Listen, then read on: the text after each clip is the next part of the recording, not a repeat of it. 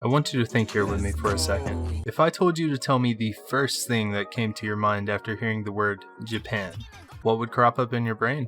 Maybe it's the love for anime and otaku culture that you've cultivated since your first introduction to anime or manga and how it made you feel. Maybe it would be the amazing food that always seems like something fresh out of the Ghibli movies we watched as kids. How about the breathtaking sights of the different temples, townhouses, and buildings that seemingly bring a piece of Japan's more traditional history to the forefront of the viewer's imagination? Or maybe it would be hentai. I'd be lying if I said this somehow didn't make the list. The point is that Japan has a lot of different aspects about it that seem to make it a hotspot of tourism and interest for people outside of its borders. I feel especially now since COVID isn't as impactful as when it first came around, Japan has gotten a lot of attention from people who once found themselves at a loss of anything to do while stuck inside. But while Japan has a lot of these amazing qualities about it, there are still a few things culturally that make the country feel a lot more rigid and uncomfortable than it should be. Workplace culture isn't exactly what I would consider to be a fun gamer word. In fact, work in general is never really a fun word for adults. But workplace culture is a concept that, while it may be strict, is a way for companies to unite employees under an umbrella of respect and equality while giving their employees a positive mindset to go forward in life with. At least that's what it's supposed to be, anyway. Now, of course, I'm not a business major. I major in English, which in my case just means I specialize in bullshit and pretty words. I couldn't run a business or even know what it takes to run a business with my current skill set. After all, I barely scrape by with managing my time. But if I've picked up on anything from watching anime, hearing stories from different YouTubers who have taken up fields of work in Japan, and generally just reading up on this kind of information myself, Japanese companies can be an intimidating presence for people fresh on the job market. In Japan, they have a system of hiring where the majority of new hires tend to be focused on newly grads from universities, and generally these very same people will hold their positions until they either quit or retire. This makes for an almost constrained work environment where employees are trapped in an office and confined to their boss's will without any real leverage to push back with.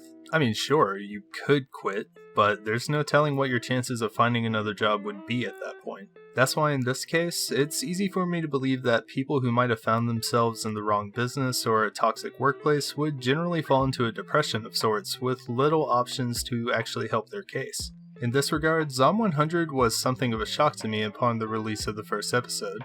I had originally heard about this series back when it was only a manga, but after the first episode, I can understand why so many people must have taken a liking to the message this anime seems to express. Akira, in my opinion, starts off how many fresh out of college graduates would. He's smart, anxious, and beaming with ambition. And within the first 5 minutes, we're right along with him for the ride. Everyone at his workplace is kind and caring to their newly added kohai, which is nice. He's got some pretty reasonable work hours, very cool. There's a mommy. His boss is pretty chill and seems like a nice enough guy. Right? Right? Wrong. We're talking stomach ulcer competitions where the winners decided on who can pull the most unpaid overtime, baby. Yes, sir. Sleep? You can sleep when you're dead, so let's pick it the fuck up, pussy. Potential chance at pulling mad game? Ugly bastard tag. That said, these different impacts on Akira as he dives deeper and deeper into the company he works at is something that gives the anime its punch. The story of Zom100 isn't just the daily struggle of a person having to undergo the negative impact of an exploitative corporation. It's the story of a person spiraling into insanity because of the restraints that both society and the workforce have placed on him.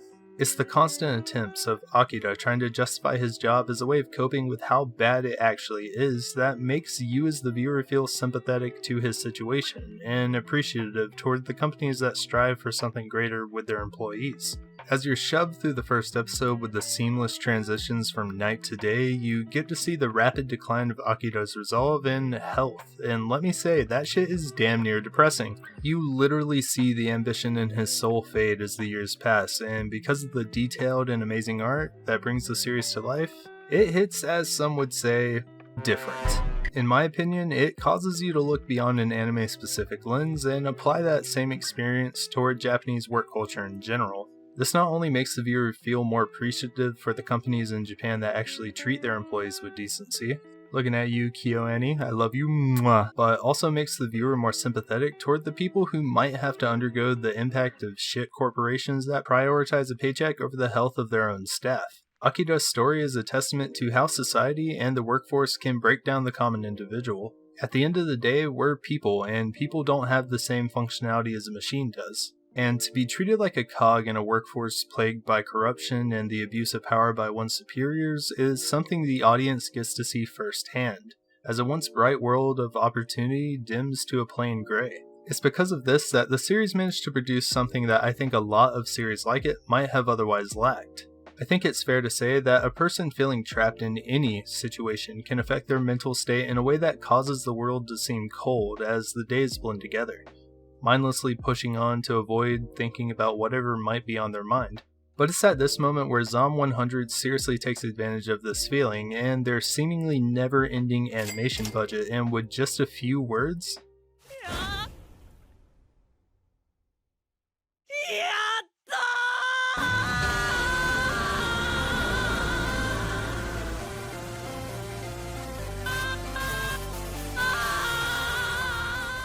society is crumbling around him, people are being eaten, and holy shit, is that a fucking plane? Even with so many bad things happening around him, Akira's once dull world is now flooded with colors, and the burdens that once broke his back are now tossed aside without a care in the world. It's absolutely crazy to think of how much passion was put into this scene alone. As his shoe hits the ground running, we see the birth of a completely new person, one that's so different than how we knew them before.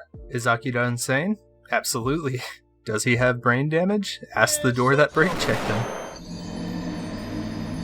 But seeing the disconnect in how people in the show are treating the crisis as opposed to Akira's now happy-go-lucky state of mind is something that makes you wonder. Why did it take all of this for a person to be truly happy? Regrets, lost goals, exploration. Akira sees the zombies not as a threat but as a chance to make good on all the things his job once stripped him of. Watching Zom100 is like a throwback to the times when you were in school talking about what plans you might come up with if an apocalypse ever actually happened. Except, unlike my plan of bunkering down in a toilet paper fort in the shelves of the Walmart paper goods aisle, Akira somehow makes it work. I think this anime has so much charm to it, because while it's pretty damn gruesome at times, and believe me, it is, watching Akira make the most out of the situation is somehow a refreshing take on zombie anime that I feel hasn't really been explored often in the anime sphere. Generally, we think of zombies as something that would fall into the horror or thriller genre of anime where shock factor is meant to whip the audience into a shocked state of mind. High School of the Dead. Slap. Gakko Gurashi.